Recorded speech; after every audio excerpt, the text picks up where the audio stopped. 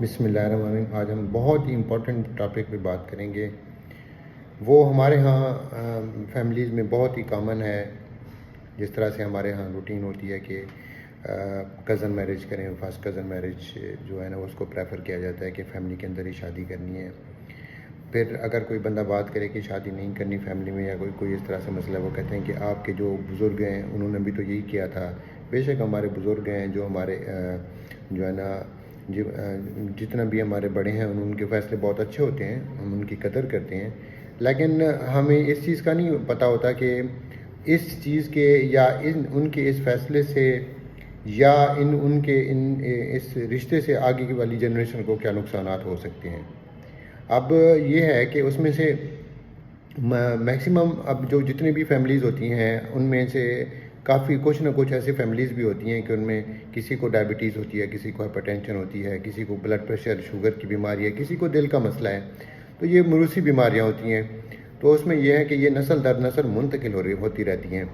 اگر کسی فیملی میں کسی کو بلڈ پریشر ہے، شوگر ہے، دل کی بیماری ہے، کوئی تھیلیسیمیا ہے، تو اس میں اگر وہ کزن میرج کریں گے تو اس میں اس چیز کے، اس بیماری کے اگلی نسل میں منتقل ہونے کے چانسز بہت زیادہ ہوتے ہیں۔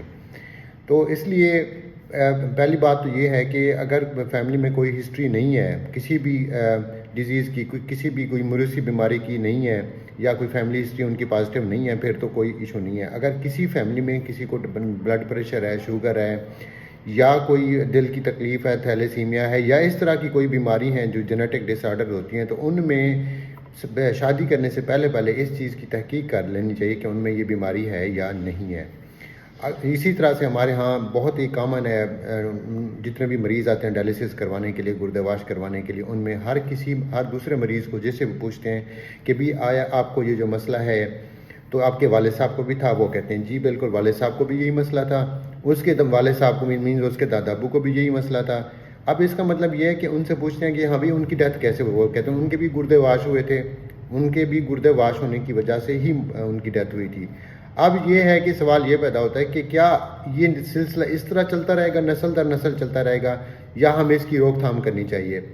اب اس میں یہ ہے کہ میں تو ایسے لوگوں کو کئی دفعہ کہا، میں نے کہا بھائی جو آپ کے بچے ہیں ٹھیک ہے، ان کی آپ فیملی میں شادی نہ کریں، ٹھیک ہے نا۔ بظاہر یہ ہے نا، اب اسلام میں یہ تو نہیں ہے نا کہ کوئی بھی فیملی ہے وہ دوسری فیملی میں نہیں کر سکتی۔ ہم مسلمان جو ہے مسلمان کے ساتھ ظاہر ہے وہ نکاح کر سکتا ہے۔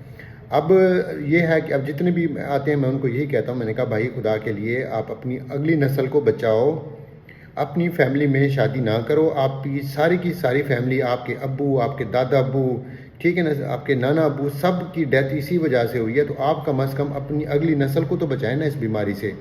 تو اس لیے خدا را آپ بھی ایسے کریں۔ میں تو دیکھ کے ڈائلیسس والے جتنے مریض آتے ہیں مجھے تو بہت ٹینشن ہوتی ہے، پریشانی ہوتی ہے کہ آیا ہر کسی کے ساتھ یہی ہونا ہے، کیونکہ ہمارے ہاں نہ شوگر کو کنٹرول کیا جاتا ہے، نہ بلڈ پریشر کو کنٹرول کیا جاتا ہے، نہ کوئی دوسری جو بیماری ہوتی ہے اس کی پراپر وہ کی جاتی ہے۔ ہر بندہ یہی کہتا ہے دوائی تو کھا رہے ہیں، بھئی دوائی کھا رہے ہیں ٹھیک ہے، لیکن وہ کہتے ہیں کبھی شوگر ہائی ہو جاتی ہے، کبھی لو ہو جاتی ہے۔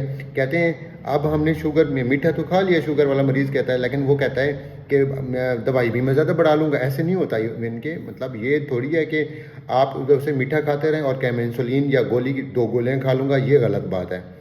خدارا میری ریکویسٹ یہی ہے کہ آپ ایسی فیملیز جن میں شوگر، بلڈ پریشر، دل کی بیماریاں یا تھیلیسیمیا یا کوئی اور جینیٹک ڈس آرڈرز ہیں، خدارا وہ اپنے بچوں کی شادی کرنے سے پہلے وہ فیملی میں یہ چیز کنفرم کر لیں، اس کے بعد اس ٹرینڈ سے باہر نکلیں۔ بے شک بزرگوں کے فیصلے ٹھیک ہوتے ہیں، الحمدللہ بالکل ٹھیک ہوتے ہیں، لیکن وہ اپنی اگلی نسل کو تو بچائیں نا کم از کم۔ جو بیماری اگر ایک بندہ ہے وہ ڈائلیسس کروا رہا ہے، وہ اپنے بچوں کی بھی اسی فیملی میں شادی کرے گا تو ظاہر ہے اس کو 50% رسک بڑھ جائے گا۔ اگر کسی کو شوگر، بلڈ پریشر ہے ٹھیک ہے، وہ اس کے بچے بھی وہ اپنی فیملی میں شادی کرتا ہے بچوں کی، تو ان کی فیملی کو بھی 50% سے زیادہ رسک ہے، ہائی رسک پہ ہوتے ہیں۔